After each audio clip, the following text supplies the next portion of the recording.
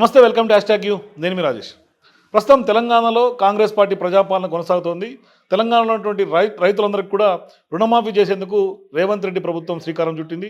ఇట్లాంటి సందర్భాల్లో రైతుల ఖాతాల్లోకి పెద్ద ఎత్తున 3 దఫాలుగా రుణమాఫీ చేసేందుకు కూడా పెద్ద ఎత్తున ఇవాళ రేవంత్ రెడ్డి ప్రభుత్వం ముందుకు అడుగు వేసినటువంటి పరిస్థితి. ఇట్లాంటి సందర్భాల్లో ప్రతి ఒక్క రైతన్న ఇవాళ ఆనందంలో తెలంగాణ యావత్ రైతులందరూ కూడా మునిగి ఉన్నటువంటి సందర్భంగా పెద్ద ఎత్తున ఇవాళ తెలంగాణ రాష్ట్రంలో రైతులందరూ పండుగ వాతావరణం చేసి రేవంత్ రెడ్డికి అట్లాగే కాంగ్రెస్ పార్టీ నాయకులందరికీ కొంత పాలాభిషేకం చేస్తున్నటువంటి సందర్భాలు కనిపిస్తున్నాయి. ఇట్లాంటి సందర్భాల్లో మొన్న కాంగ్రెస్ పార్టీ నాయకులందరూ కూడా కష్టపడి పనిచేసినటువంటి వాళ్ళందరికీ కూడా దాదాపుగా 37 మందికి కార్పొరేషన్ చైర్మన్లను కూడా కొంత నియమించినటువంటి నేపథ్యంలో యువ నాయకుడు మరోవైపు కాంగ్రెస్ పార్టీ గెలుపులో కీలకంగా వ్యవహరించి పెద్ద ఎత్తున అతి చిన్న వయసులోనే కార్పొరేషన్ పదవి చైర్మన్లో మత్స్యకార కార్పొరేషన్ చైర్మన్గా అయినటువంటి మెట్టు సాయి కుమార్ మనతో పాటు జాయిన్ అవుతున్నారు. అతి చిన్న వయసులోనే ఆయన రహస్యం ఏందో కనుక్కుందాం. నమస్తే సాయి గారు. నమస్తే. మిమ్మల్ని మొదటి నుంచి చూస్తూ ఉన్నాం. ఇప్పుడు చైర్మన్ బాధ్యతలో మీరు చైర్మన్గా ఉన్నారు. ఎట్లా అనిపిస్తుంది మీరు చైర్మన్ అయిన తర్వాత? అంటే రాజేష్ భయ్య, ఇప్పుడు ఒక చెప్పలేని మాట. అంటే లోపల నుంచి వచ్చే ఆనందం ఒక్కోసారి కళ్ళ నుంచి వచ్చేంత వరకు అది కన్నీరుగా మారుతూ ఉంటుంది.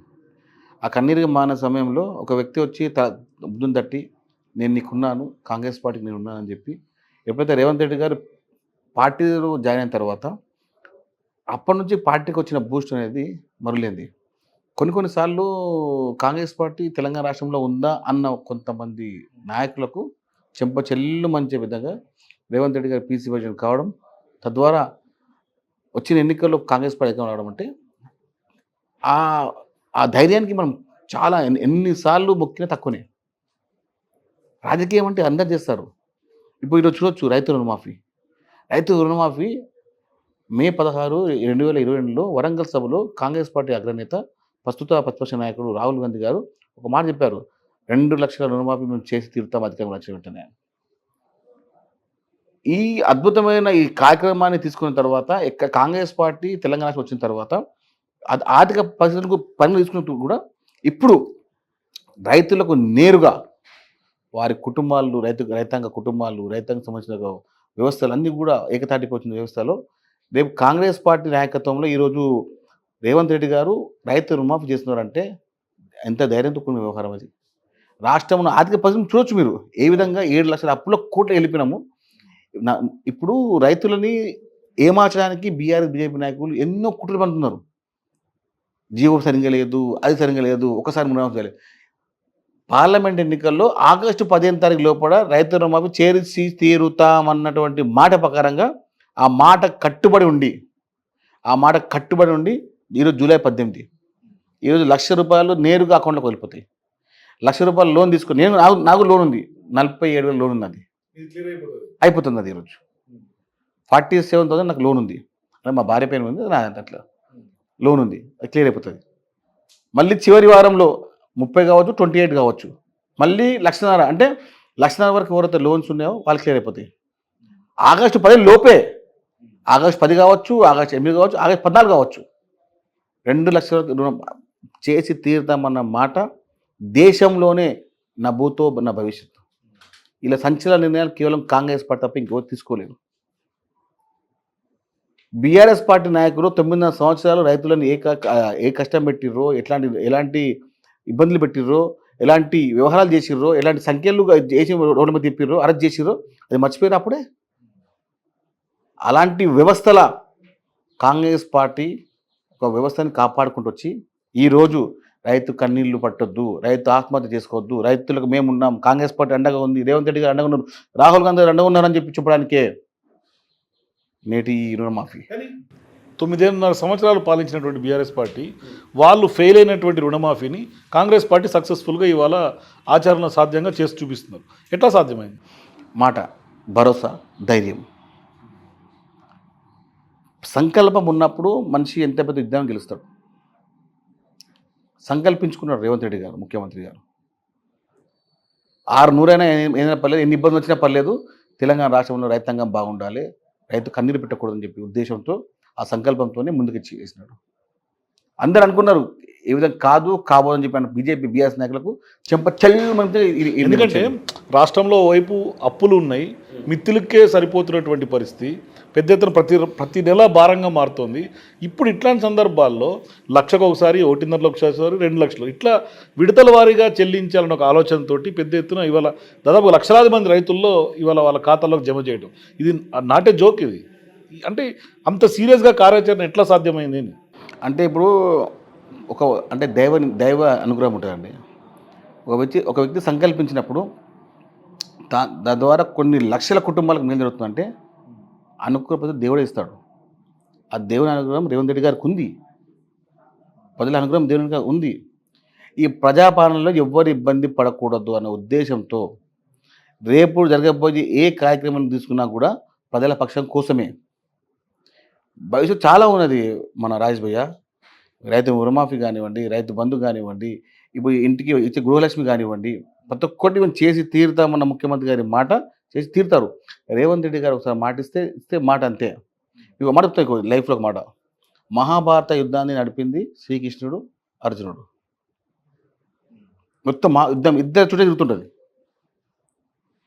ఇక్కడ పిసిసి ప్రెసిడెంట్గా యుద్ధం చేసింది రేవంత్ రెడ్డి గారు, మళ్ళీ ముఖ్యమంత్రిగా యుద్ధాన్ని నడిపిస్తుంది కూడా శ్రీకృష్ణుని యొక్క పాత్రలో మళ్ళీ రేవంత్ రెడ్డి గారి. అంటే ఒక వ్యక్తి ఇద్దరు వ్యక్తులు ఉన్నప్పుడు యుద్ధం ఏ విధంగా ఉంటుంది? సో ద్విపాత్ర అభినయం చేస్తున్నాడు రేవంత్ 100%. అర్జునుడు ఆయన్నే, శ్రీకృష్ణుడు కూడా ఆయన్నే. ఈ మహాభారతంలోని కౌరవులందరినీ ఈ కురుక్షేత్రం నుంచి తరిమి కొట్టడానికి నిజం రాజేష్ గారు కొన్ని నిర్ణయాలు చాలా ఉంటాయి. ఇప్పుడు బంగ్లాదేశ్ నుంచి ఎప్పుడైతే పాకిస్తాన్ విడిపోయిందో ఆ ధైర్యం ఎంత పెద్ద ధైర్యం అది. అమ్మవారి దుర్గా అమ్మవారిగా పోల్చి చాలామంది ఓన్లీ ఇందిరాగాంధీ గారిని. ఎప్పుడు చెప్తున్నాను, రేవంత్ రెడ్డి గారు కలియుగ కర్ణుడు. అంటే అంత దానాలు చేస్తూ ముందుకెళ్తా అంటే దానం కాదు, మంచిగా మీకు చూడొచ్చు ఎంతమంది వ్యవహారం చేసినా కూడా రాజకీయంలో ఒక చిన్న మాట అండి, చిన్న క్వశ్చన్ నేను చెప్తున్నాను.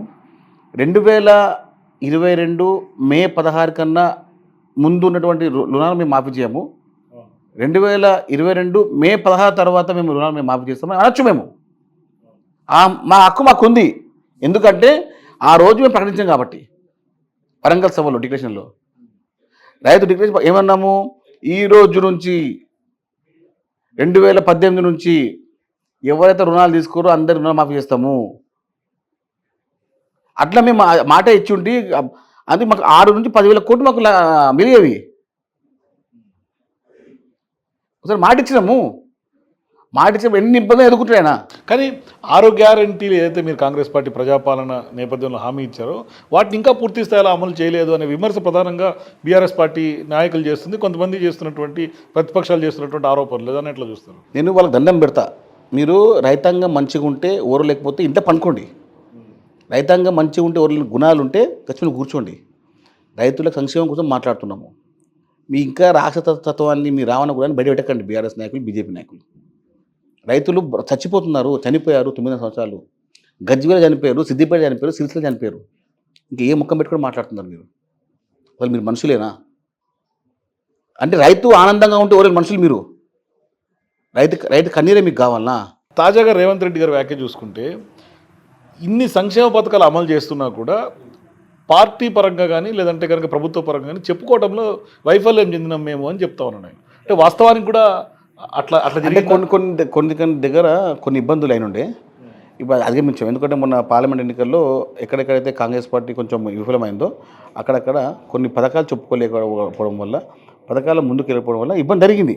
ఆ ఎన్నికలు మనం చూసాం కదా, చూసాం ఆ విషయంలో. కాబట్టి భవిష్యత్తులో ఎలాంటి ఇబ్బంది జరగకూడదనే ఉద్దేశంతో ఆయన అన్నారు, ప్రజల మధ్యలో ఉండండి, ఎమ్మెల్యే ఎన్నికైన తర్వాత ఎంపీగా ఎన్నికైన తర్వాత ప్రజలు ఉండాలి, అదే మీకు కార్యక్రమం చెప్పడం జరిగింది.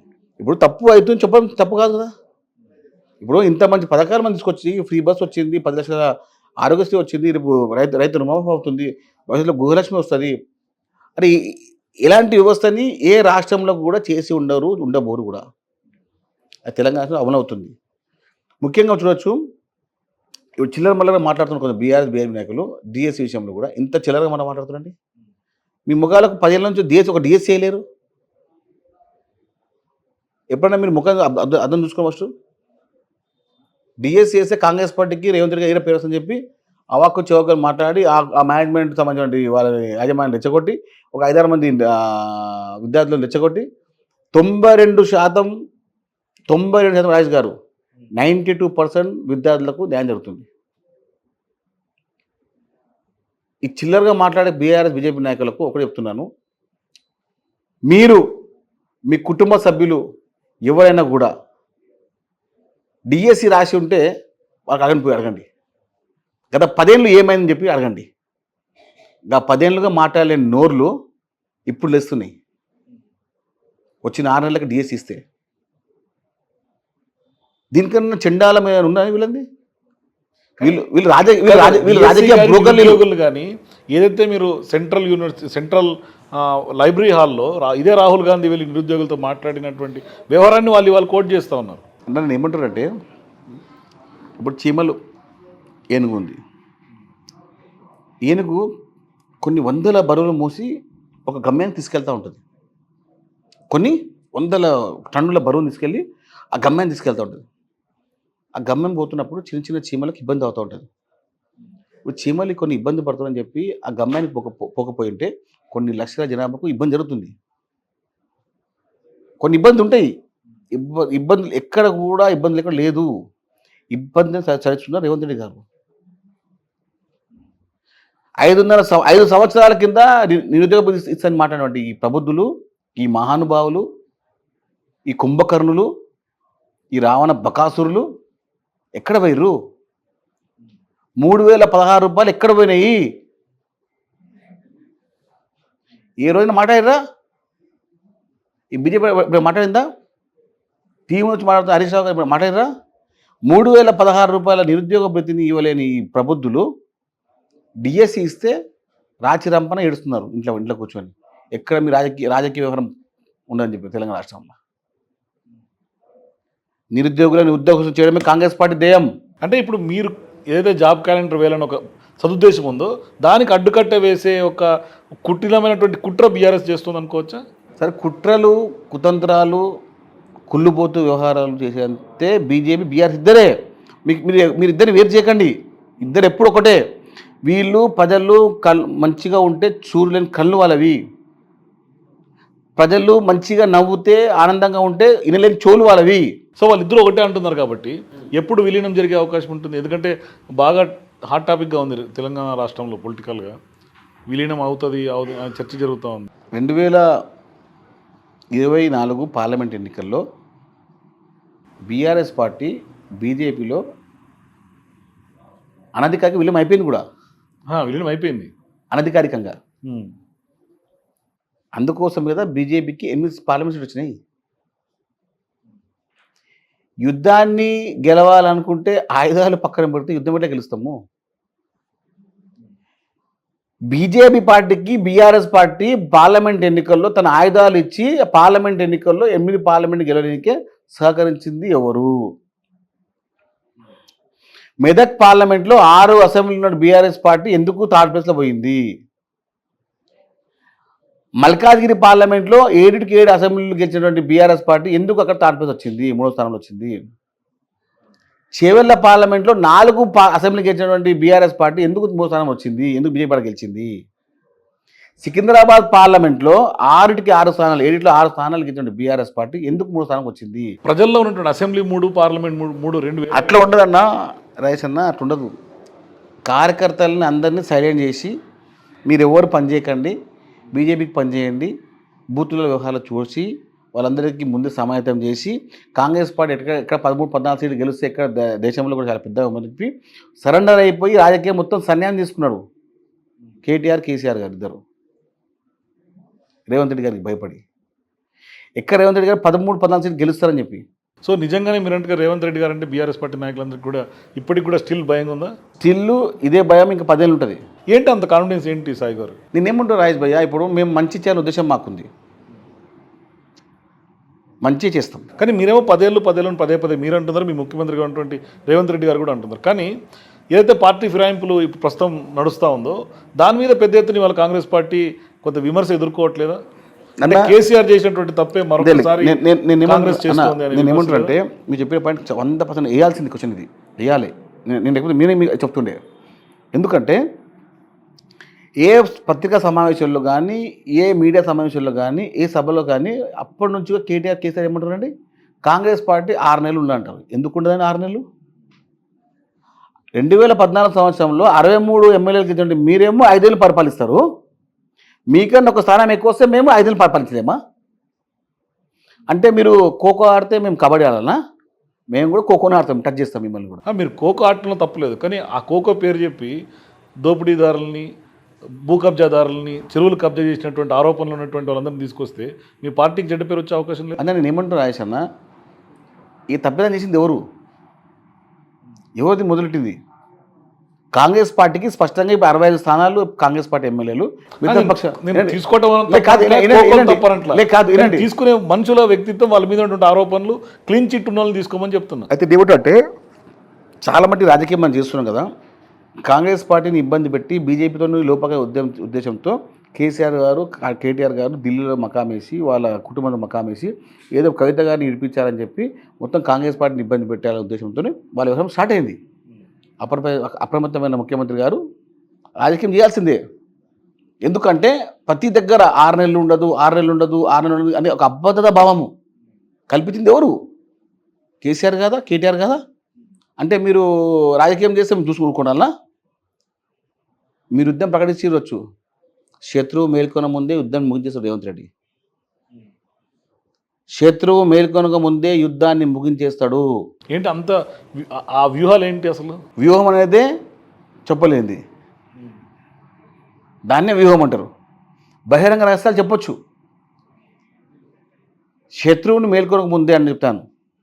శత్రువు మేల్కొనక ముందే యుద్ధాన్ని ముగించే రకం సీఎం రేవంత్ రెడ్డి గారు. సో ఇప్పుడు రాష్ట్ర రాజకీయం అటు ఉంచితే, ఇవాళ మీరు కార్పొరేషన్ చైర్మన్, మత్స్యకార దానికి సంబంధించిన చైర్మన్, మీరు రాజకీయంగా ఏ గోల్తో ఎదగాలనుకున్నారు, ఇవాళ చైర్మన్ అయ్యారు అన్న. అంటే ఏమైంది రాజేష్ భయ్య, నేను యూత్ కాంగ్రెస్ సభ్యునిగా ఒక అసెంబ్లీకి జనరల్ సెక్రటరీగా స్టార్ట్ చేశాను. ఇంతకుముందు ఆసనగర్ అసెంబ్లీ ఉండే, అక్కడ నుంచి నేను యూత్ కాంగ్రెస్ జనరల్ సెక్రటరీగా మాకు ఒక పదవి తీసుకొని కొంచెం ముందుకెళ్ళాను.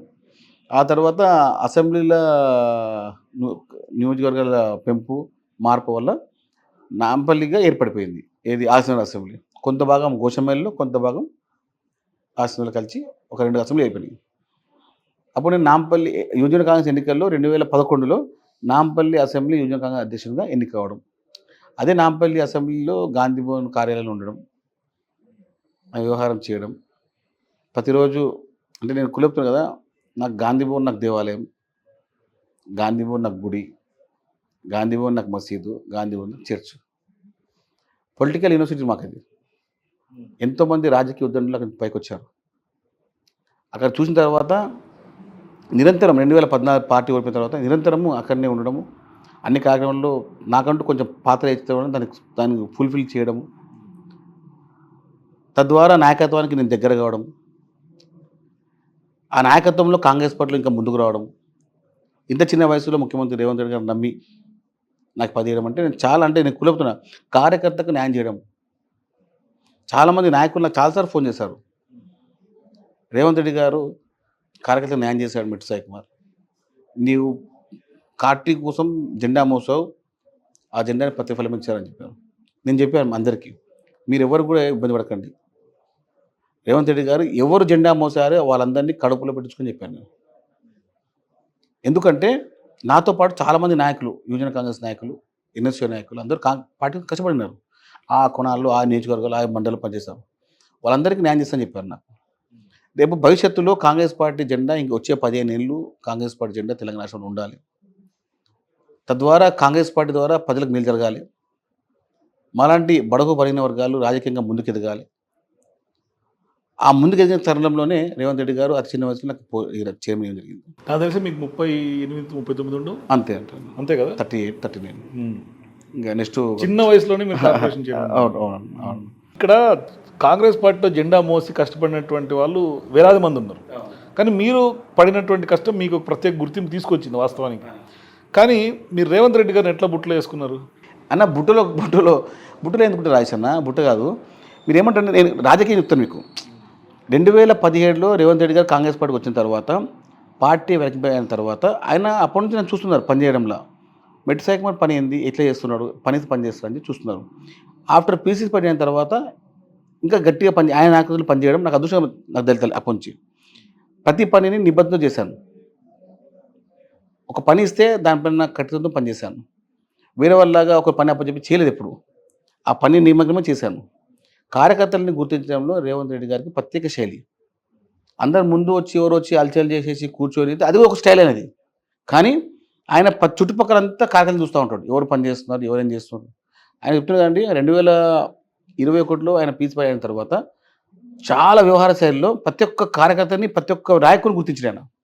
మండలిలో కానివ్వండి, ఎమ్మెల్యేలు కానివ్వండి, మీకు 64 మంది ఎమ్మెల్యేలు గెలిచిన ప్రతి ఒక్క నాయకుడు చూడండి పార్టీ కోసం పనిచేసిన వాళ్ళు చాలామంది ఉన్నారు. అందులో ఒక 10 ఉండొచ్చు, వేరే పార్టీ వచ్చిన ఉండొచ్చు. కానీ 80% అందరూ కాంగ్రెస్ పార్టీ కోసం జెండా మోసిన వాళ్ళే. ఇప్పుడు నాకు కూడా నేను టికెట్ అడిగాను, నాకు రాలేదు. ఏమని నాకు ఇవ్వండి అంటే, సాయి నీ భవిష్యత్తు మంచిగా ఉంది, నేను నీకు తోడుగా ఉన్నాను, వచ్చే గవర్నమెంట్లో నీకు తప్పకుండా స్థానం ఇచ్చారన్నారు. ఆ మాట మర్చిపోవచ్చు చాలామంది. ఇట్లాంటి మాటలు చాలా మందికి కూడా చెప్పు ఉండొచ్చు. చెప్పి ఉండొచ్చు, మర్చిపోవచ్చు కూడా. కానీ నేను కుల్లెప్తున్నానా, నేను ఇంత కూడా పైరవి చేయలేదు. ప్రతిసారి కలిసినప్పుడల్లా ఆయన మంచిగా చెప్పడము, ఆయన పలకరింపడం అది చాలా అనిపించింది. మా పేరు ఆనందమైన తర్వాత అప్పటికి ఒక ఫోన్ వచ్చింది అంతే. సీఎం నుంచి ఒక ఫోన్ వచ్చింది, మెట్టి సాయికుమార్ మీ పేరు డిక్లేర్ అవుతుంది చైర్మన్గా అని చెప్పి. నేను షాక్ అయినాను. అంటే రాజకీయంగా ఎంత ఇబ్బంది ఉన్న వ్యవహారంలో కూడా మార్చి ఓ సామాన్య మధ్యతరగతి కుటుంబము రాజేష్ భయ్య. అంటే ఒక నలుగురికి వస్తే అన్నం పెట్టేంత వ్యవస్థ ఉండొచ్చు. కానీ ఒకసారి రాజకీయంగా మనం ఎదిగిన తర్వాత రాజకీయ కోణం లేని కుటుంబం మాది. సామాజిక రాజకీయ నేపథ్యం లేదు. లేదు ఎక్కడ లేదన్న. మా కుటుంబం వాళ్ళు ఉండొచ్చు. మా నాన్న ఒక ఎంప్లాయీ, మేము మొత్తం 7 మంది సభ్యులం ఇంట్లో. అక్క, అన్న, తమ్ముడు, 3 చెల్లెలు. మా కుటుంబమే. మా ఫాదర్కి 7 మంది పిల్లలు. ఆయన ఒక్కనే ఎంప్లాయీ, మిగతా అందరూ అన్ఎంప్లాయీస్. అంటే అలాంటి కుటుంబంలో పెరిగేసి ఇలాంటి మహాసముద్రంలో ఒక చిన్న మొక్కగా పెట్టి ఒక చెట్టుగా కావడం కారణం అంటే కూడా కాంగ్రెస్ పార్టీ నాయకత్వ పట్టుకొని గుర్తించడమే. కానీ మీరు ఎప్పుడైతే గాంధీ భవన్ దేవాలయం భావించి గాంధీ భవన్ వరుసగా మీరు వెళ్ళి కష్టపడుతున్న సందర్భంగా నేను చైర్మన్ అవుతాను, లేదంటే కనుక కాంగ్రెస్ పార్టీలో ఒక సముచిత స్థానం నాకు దక్కుతుందని ఈరోజు అనుకున్నారా? అంటే ఎప్పుడైతే యూత్ కాంగ్రెస్ అధ్యక్షుడు అయిన తరపు నుంచి నాకు రాజకీయంగా కొంచెము ఒక నమ్మకం ఏర్పడిపోయింది. ఏమని అందరితో మాట్లాడము, మెట్టి సాయికుమార్ అంటే నేను యూత్ కాంగ్రెస్ అధ్యక్షుడిని నాంపల్లి అని చెప్పడము. తద్వారా 2020 సంవత్సరంలో మత్స్యకార కాంగ్రెస్ ఏర్పాటు చేయడం జాతీయ స్థాయిలో. ఆ మత్స్యకార అంటే మెట్టి సాయికుమార్ నాకు ఇవ్వడం పదవి. అన్ని కాలక్రమేణ నా పనితత్వానికి కలిసి రావడము, మత్స్యకార విభాగంలో అన్ని సమస్యలను సీఎం గారి దృష్టి అప్పుడు పీసీ తీసుకెళ్లడము. నాకు తెలిసి మేనిఫెస్టో రూపకల్పనలో కూడా మీరు కొన్ని కీ పాయింట్స్ ఇచ్చినట్టు. కొన్ని చెప్పాను. అంటే చెప్పాను, తీసుకున్నారు, పరిగణలోకి తీసుకున్నారు. అప్పుడు మ్యాక్ చైర్మన్ శ్రీధరబాబు గారు ప్రత్యేకంగా చెప్పాను, సమస్యలు ఇవి ఉన్నాయని. అంటే తప్పకుండా ఏర్పాటు చేసాం సాయం చెప్పి. అంటే రాజకీయ కోణం ఒక ఎత్తు, ప్రజల కోసం ఒక ఎత్తు. కాంగ్రెస్ పార్టీ ఎప్పుడు నింపుతారు. కానీ మీరు అంటే ఒక చిన్న సామెత నేను అప్పుడు వింటాను, ఏదైనా జరగచ్చు రాజకీయంలో, అది మరీను కాంగ్రెస్లో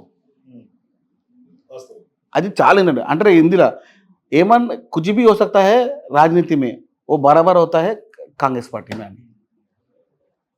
ఆ వ్యవస్థని నేను చూసిన తర్వాత ఎంతోమంది పెద్ద పెద్ద నాయకులు చూస్తుంటాను కదా, ప్రతి ఒక్కరు కూడా సలహాలు చాలా ఇచ్చారు నాకు, ఈ పని చేయండి, ఆ పని చేయండి, ఇట్లా అని చెప్పి. ఇప్పుడు నాయకత్వానికి పెట్టింది పేరుగా రేవంత్ రెడ్డి గారు అన్న. ఇప్పుడు ఎవరేమన్నా ఎట్లా మాట్లాడినా కూడా నాకు 5 రూపాయలు ఖర్చు కాలేవు. బయోడేటా నేను ఇవ్వలేదు. ఎన్నికలప్పుడు ఇచ్చిన బయోడేటా, ఎమ్మెల్యే ఎన్నికప్పుడు బయోడేటా ఇచ్చిన అదేతోని పరిమితి తీసుకొని పిలిచి ఇవ్వడం అంటే ఇక చాలా అంటే ఒక్కోసారి. సో ఇప్పుడు మీకు ఏదైతే మీ మత్స్యకార శాఖ ఉందో అనుకోకుండా మీరు చైర్మన్ పదవి వచ్చింది. సో ఇప్పుడు మీ మత్స్యకారులకు కానీ తెలంగాణలో ఉన్నటువంటి వాళ్ళందరికీ కూడా మీరు ఏం చేయాలనేది మీకు ఒక లక్ష్యం ఉంది. అట్టడుగున్న మత్స్యకారులకు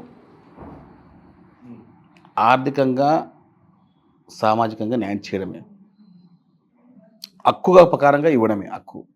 వారంలో ఒక దినం చేపలు అమ్మితే కానీ ఆ రోజు గవర్నమెంట్ పరిస్థితులు ఉన్నాయి. రోడ్లపైన చేపలు అమ్ముతుంటారు, సండే ఎప్పుడు అమ్ముతారు, మిగతా రోజులంతా అదంతా ఖాళీ ఉంటుంది. ఇలాంటి వ్యవస్థని రేపు కాపాడడానికి, వాళ్ళందరికీ వ్యాపారంలో మంచి సంస్థ కల్పించడానికి, చేపల పెంపకాన్ని నిర్మించడానికి, తెలంగాణ రాష్ట్రంలో చేపల విధానం పునరుద్ధరించడానికి ఫార్మ్స్ ఏర్పాటు చేయాలి ఉత్పత్తికి చేస్తే కానీ ఇతర రాష్ట్రానికి మనకు. సో చేపల చెరువులకైనా మీరు ప్రోత్సాహకాలు ఇస్తారా? 100% ఇస్తున్నాం కూడా, స్టార్ట్ చేసాము. ఇప్పుడు గత ప్రభుత్వంలో కమిషన్ల కోసము ఉత్పత్తిదారులకు కమిషన్లు తీసుకొని అన్ని పెండింగ్ పెట్టారు. కనీసము 20 నుంచి 30 పెండింగ్ ఫైల్స్ ఉన్నాయి కొత్త ఫార్మ్స్ కోసం. ఎందుకు? కమిషన్ల కోసం. ఆంధ్ర రాష్ట్రంలో ఉన్నటువంటి గుత్తదారులు కొనుగోదారుల కమిషన్ల కోసం తెలంగాణ రాష్ట్రంలో 27 ఉత్పత్తి ఫార్మ్స్ అప్లై చేసిన ఏ ఒక్క ఫైల్ కూడా ఇప్పుడు ముందుకు పోలేదు. ఎందుకు? ఇక్కడ ఉత్పత్తి అయితే ఇక్కడ నుంచి చేపలు తీసుకుంటాము, దాని ద్వారా కమిషన్ రా అని చెప్పి కొంతమంది అప్పటి మంత్రులు, అప్పటి నాయకులు, అప్పటి వ్యవస్థ ఎన్నో కుట్రలు చేస్తే ఇలాంటి తతంగమైంది. అట్టడుగు ఉన్న మత్స్యకారిని ఆదుకోవడమే కాంగ్రెస్ పార్టీ ధ్యేయం, రేవంత్ రెడ్డి గారి లక్ష్యం. సో ఇప్పుడు వాళ్ళ ఆర్థికంగా పైకి తీసుకురావడం ఒక ఎత్తు అయితే, ఇవాళ పెద్ద ఎత్తున ఫుడ్ ప్రాసెసింగ్ ఇండస్ట్రీస్ని కొంత డెవలప్ చేయడం కూడా ఓ రకంగా వాళ్ళందరికీ కూడా ఆర్థిక తోడ్పాటు ఇచ్చేది. అట్లాంటి ప్రణాళికలు ఏమైనా ఉన్నాయా? ఇప్పుడు హైదరాబాద్ నగరంలో మీకు గల్లీలో మీకు బిర్యానీ సెంటర్ దొరుకుతాయి. ఇప్పుడు ప్రతి వీధికి వాళ్ళ మలుపులో ఒక ఫిష్ క్యాంటీన్ ఏర్పడిస్తాం.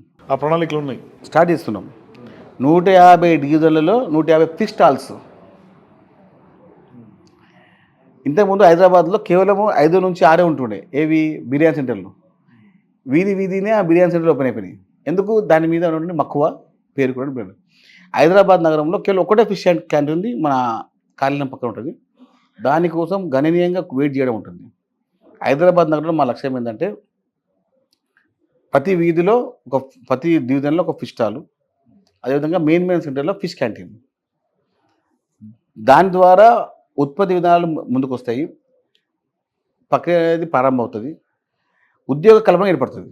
ప్రభుత్వం ఇప్పుడు కొంచెం ప్రణాళికాబద్ధంగా ముందుకెళ్తుంది అన్ని అంశాల్లో కూడా. కానీ గత బీఆర్ఎస్ ప్రభుత్వంలో చాలా అవకతవకలు అన్ని డిపార్ట్మెంట్స్లో కూడా జరిగినటువంటి పరిస్థితి. ఇది అనిమల్ హస్బెండరీ కానీ ఇట్లా ప్రతిదీ. సో మీ మత్స్యశాఖలో కూడా ఇట్లాంటి అవకతవకలు ఏమైనా మీరు గుర్తించారా? దాని మీద ఏమైనా లోతులు తవ్వే కార్యక్రమం ఏమైనా జరగబోతుందా? డిసెంబర్ 22 తేదీన రాష్ట్ర మంత్రివర్గం సమావేశంలో మత్స్యశాఖ చేపల పంపిణీకి పోయిన విజిలెన్స్ ఎంక్వైరీ ఇస్తాం రేవంత్ రెడ్డి గారు. ఆ విజిలెన్స్ ఎంక్వైరీ ఇప్పుడు వెయిట్ చేస్తున్నాం. ఎవరెవరు అవతవకలు చేశారు, ఎవరెవరు కాంట్రాక్టులు ఏ విధంగా చేశారు, రొయ్యల కాంట్రాక్ట్ ఎంత అవతవకలని, చేపలు ఎంత ఉంది, ప్రతి ఒక్క రిపోర్ట్ ఆధారంగా ఏ అక్రమార్కుల్ని వదిలే ప్రసక్తి లేదు. పనిచేస్తుంది రేవంత్ రెడ్డి గారి నాయకత్వంలో. ఎందుకు అంటే భవిష్యత్తులో ఒక ప్రణాళికబద్ధంగా ముందుకెళ్తే ప్రజలకు, మత్స్యకారులకు మంచి చేయాలి. ఆ చొరవతోనే ముందుకెళ్తున్నాం. ఎవరోలాగా కమిషన్ల కోసం కక్కుతిపడే కార్యకర్తలు కాంగ్రెస్ పార్టీలో లేరు. కాంగ్రెస్ పార్టీ క్రియాశీల కార్యకర్తగా కాంగ్రెస్ పార్టీ కమిషన్ కార్యకర్త చెప్తున్నాను. రేవంత్ రెడ్డి గారి యొక్క ఆలోచన ప్రకారంగా ముందుకెళ్ళి రేపు అందరికీ మత్స్యకారులకు న్యాయం చేయడమే కాంగ్రెస్ పార్టీ మత్స్యకారుగా నాయకుడిగా చెప్తున్నాను. ముఖ్యంగా చూడొచ్చు, ముఖ్యమంత్రి గారే ఇప్పుడు రేవంత్ రెడ్డి గారు మత్స్యశాఖ కూడా ఆయన దగ్గర ఉంది. ఆయన తెలుసు అన్నీ మత్స్యకారులని ఏ విధంగా ఆదుకోవాలో ఆయనకు తెలుసు. రేపటి భవిష్యత్తులో ఏ విధంగా వారి యొక్క రూపకల్పన చేయాలి, ఆర్థికంగా ఏదైనా బలోపేతం చేయాలని చెప్పి ఉద్దేశంతో ఉన్నారు. చూడొచ్చు వచ్చే సంవత్సరంలో ఎలాంటి గణనీయమైన మార్పులు అవుతాయి. సో ఇప్పుడు సహజంగానే ఇది సీజన్ అనుకుంటున్నాను, అది చేప పిల్లలు వదలడానికి సీజన్. గతంలో బీఆర్ఎస్ వాళ్ళు కూడా చాలా దగ్గర వదిలేరు. ఇప్పుడు సో మీరు అట్లాంటి ప్రణాళికలతోటి ఎప్పటి నుంచి స్టార్ట్ చేయబోతున్నారు చేప పిల్లల పెంపకం, వదలటం ఇవన్నీ కూడా? ప్రతి సంవత్సరంలో ఈ సంవత్సరం కూడా కొంచెం లేట్ అయింది. ఎందుకంటే గత ప్రభుత్వంలో ఏ కాంట్రాక్టర్లు దీనికి ఇబ్బంది పెట్టి ఏ విధంగా అయితే చేపలు వేశారు వాళ్ళందరినీ తొలగించడం, అదేవిధంగా ఇంతకుముందు ఉన్నటువంటి మన టెండర్లలో కొన్ని లోపాలు ఉన్నాయి, ఆ లోపాలు సరిదిద్దుతున్నాం. అదేవిధంగా ఒక అత్యాధునికమైన పరికరంతో ఎన్ని చేపలు వస్తాయో జపాన్ తెప్పించినాము. ఆ చేపలను కూడా అది ఎన్ని డబ్బాల్లో ఎన్ని ఉన్నాయి అది కౌంట్ చేస్తుంది. అలాంటి ఆధునిక పరికరాలతో ముందుకెళ్తున్నాం. అది చేయకపోతే లాస్ట్ గవర్నమెంట్లో ఉన్న అవతల మనం బయట తీయలేము. రొయ్యల స్కామ్ అయితే చాలా పెద్ద స్కామ్. ఆ స్కామ్ బయట తీసుకున్నాం ఇప్పుడు. ఎందుకంటే వ్యవహారం చేయాలనుకుంటే రాజకీయ చాలా పనులు ఉన్నాయి, కానీ ప్రజల సంక్షేమం దగ్గర ఇప్పుడు ఎక్కడ ఆగిపడం. సో ఇప్పుడు ఎన్ని వేల చేప పిల్లలు వదిలే అవకాశం ఉంది ఇప్పుడు నెక్స్ట్ సీజన్లో? అంటే ఇప్పుడు దాదాపుగా 6,000 చెరువులు పైచెరుకు చేపలు నోళ్ళు 100 కోట్ల అంటే 108 కోట్లకు సంబంధించిన చేప పిల్లలు ఉంది ఉద్దేశంతో. ఒక 10 కోట్లు రొయ్యాలనుకుంటున్నాము. కానీ ఇప్పటికీ అది పెండింగ్ పెట్టేసి చేపలకు మూమెంట్ ఇచ్చాము, రొయ్యలు పిండి పెండింగ్ పెట్టాము. ఇంకా మేము ప్రణాళిక నిర్దేశం చేయలేదు. ఇంత ఉన్నటువంటి దాని వ్యవహారంలో ఈ వ్యవహారంలో చాలా డిఫరెంట్గా మేము ముందుకెళ్తున్నాం. మీరు ఎలాంటి ఒక్క శాతం కూడా మీకు అందులో అవకతవకలు ఉండవు. సో అదంతా సిస్టమేటిక్గా ప్లాన్ అయిపోయింది, ఎక్కడెక్కడ వదలాలి ఏంటి అదంతా కూడా ప్లాన్ ఆల్రెడీ సీఎం గారు చేసి పెట్టారు ఎట్లా ముందుకెళ్ళాలని చెప్పి. మరి ప్రతిరోజు మేము రివ్యూ చేస్తున్నాము సాయంత్రం పూట. ఏ విధంగా మనం ముందుకెళ్తే మత్స్యకాలం లాభం అవుతుందో అదే విధానాన్ని ముందుకెళ్తాం. ఇలా చాలా కఠినంగా నిధులు ఉన్నాయి. గత ప్రభుత్వంలో 70 మంది కాంట్రాక్టర్లో 20 మంది కాంట్రాక్టర్ రెడ్ మార్క్ ఇచ్చి పెట్టేసాం. మొత్తం వాళ్ళు అవుట్. ఆ వ్యక్తికి మళ్ళీ కాంట్రాక్ట్ రాడిగా ఇప్పటికి 71 దానిలో 21 మందిని మేము ఆల్రెడీ గుర్తించారు, వాళ్ళు పెట్టాము కూడా పంపించేసి వాళ్ళందరికీ. ఇప్పుడు నోటీస్లో వాళ్ళ పేరు వచ్చేస్తుంది వీళ్ళు రావద్దని చెప్పి. ఇలాంటి వ్యవహారం టెండర్ వేయడానికి లేదు ఏదిగా when you are come red mark disqualify, అంతే డిస్క్వాలిఫై చేసేసారు కాంట్రాక్ట్ అంత కొంతమంది. సో ఇప్పుడు మీ శాఖతో పాటు అన్ని శాఖల్లో కూడా సేమ్ ఇట్లాంటి సిచ్యువేషన్ కొనసాగుతుందా? ఉండొచ్చు. ఇప్పుడు నేను చాలా మటుకు ఒక 60% ఇట్లా ఉండొచ్చు. అంటే పనితనానికి పనితత్వానికి పనిచేసే సమయంలో మనం నిబద్ధత పనిచేయాలి. రేవంత్ రెడ్డి గారు మాకు అదే చెప్పారు, పార్టీ పరంగా అదే ప్రభుత్వం పనిచేస్తున్నాం. సో చివరిగా ఏం చెప్తారు మీ మత్స్య శాఖకు సంబంధించినటువంటి వ్యవహారంలో మీ కులానికి మీరు ఎలా ముందుకెళ్తారో వాళ్ళకి ఏం చెప్తారు? రాష్ట్రంలో గణనీయంగా ఉన్న మత్స్యకార కుటుంబాలని ప్రతి ఒక్కరిని ఆదుకుంటాము. అట్టడుగు ఉన్న మహిళా మత్స్యకారులని అట్టడుగున్న మత్స్యకారుల కుటుంబాలను కూడా ఆదుకుంటాము. వారి ఆర్థిక పురోగతే మా లక్ష్యం. థ్యాంక్ యూ మెట్టి సాయి కుమార్ గారు. ఇదే అనుకుంటే నాకు తెలిసి మొదటి ఇంటర్వ్యూ చైర్మన్ అయిన తర్వాత. సో ఇది మెట్టి సాయి కుమార్తో exclusive interview. For more videos please watch #.